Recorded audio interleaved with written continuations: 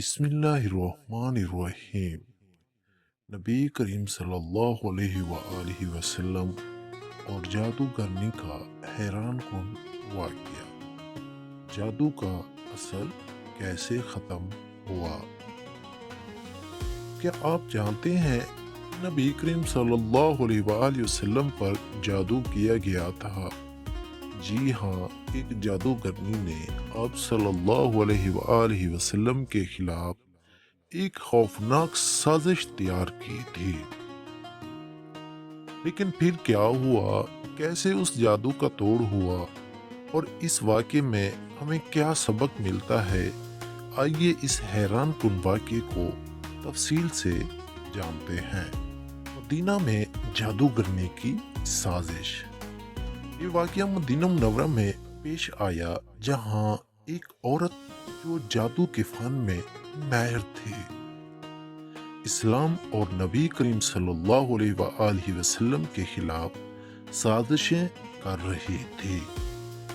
بعض روایات کے مطابق یہ عورت ایک یہودی تھی اور اس کا مقصد نبی کریم صلی اللہ علیہ وآلہ وسلم کو نقصان پہنچانا تھا۔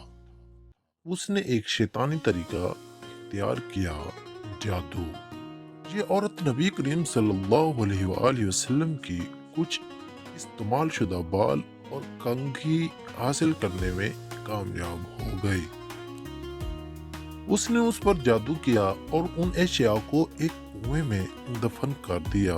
اس کا خیال تھا کہ اس طرح وہ نبی کریم صلی اللہ علیہ وآلہ وسلم کو کمزور کر دے گی۔ نبی کریم صلی اللہ علیہ وآلہ وسلم پر جادو کا اثر۔ کچھ دنوں بعد نبی کریم صلی اللہ علیہ وآلہ وسلم کو محسوس ہونے لگا کہ جیسے کچھ چیزیں بھول رہے ہیں، کمزوری محسوس ہو رہی ہے۔ جادو کا ہلکا سا اثر تھا، لیکن اللہ کے نبی کو نقصان پہنچانا کسی کے بس کی بات نہیں تھی۔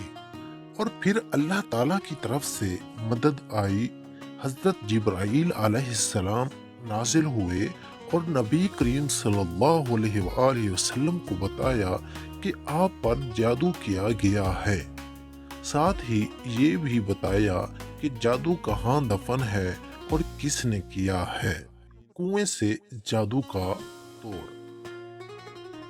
نبی کریم صلی اللہ علیہ وآلہ وسلم نے حضرت علی رضی اللہ تعالی عنہ اور چند دیگر صحابہ کو بھیجا تاکہ وہ جادو شدہ اشیاء کو نکال لیں۔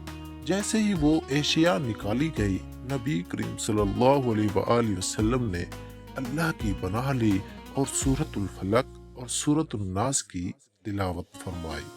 جوں جوں یہ مبارک آیات تلاوت کی جا رہی تھی، جادو کا اثر ختم ہوتا گیا، یہاں تک کہ نبی کریم صلی اللہ علیہ وآلہ وسلم مکمل طور پر صحت مند ہو گئے۔ جادوگرنی کا انجام۔ جب جادوگرنی کو بلایا گیا اور اس سے سوال کیا گیا تو اس نے اقرار کر لیا کہ ہاں، اس نے یہ سب کیا تھا۔ لیکن کیا آپ جانتے ہیں کہ نبی کریم صلی اللہ علیہ وآلہ وسلم نے کیا فیصلہ کیا؟ بعض روایت کے مطابق آپ صلی اللہ علیہ وآلہ وسلم نے اسے معاف کر دیا کیونکہ نبی رحمت تھے، لیکن کچھ روایات میں یہ بھی آتا ہے کہ اس عورت کے اس جرائم کی وجہ سے اسے سزا دی گئی۔ بہرحال یہ ثابت ہوا کہ اللہ کے نبی کو کوئی نقصان نہیں پہنچا سکتا۔ سب سے پہلے بات، اللہ پر بھروسہ رکھیں۔ دنیا کی کوئی طاقت اللہ کے فیصلے کو بدل نہیں سکتی۔ دوسری بات، جادو کا توڑ قرآن میں ہے۔ نبی کریم صلی اللہ علیہ وآلہ وسلم نے سورۃ فلق اور سورۃ الناس کی تلاوت کر کے جادو کا اثر ختم کر دیا۔ ہمیں بھی روزانہ ان آیات کو پڑھنا چاہیے تاکہ کسی بھی برے اثر سے محفوظ رہیں۔ تیسری بات، معافی اور رحمت۔ نبی کریم صلی اللہ علیہ وآلہ وسلم نے ہمیشہ دشمنوں کو معاف کیا۔ ہمیں بھی دوسروں کے لیے رحمت کا سبب بننا چاہیے۔ یہ تھا نبی کریم صلی اللہ علیہ وآلہ وسلم اور جادوگرنی کا واقعہ۔ جو ہمیں ایمان، یقین اور صبر کی ایک عظیم مثال دیتا ہے۔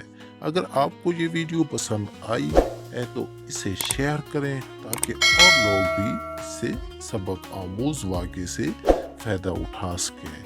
اللہ ہمیں ہر برے اثر سے محفوظ رکھے۔ آمین۔ اپنا خیال رکھیے گا۔ اللہ حافظ۔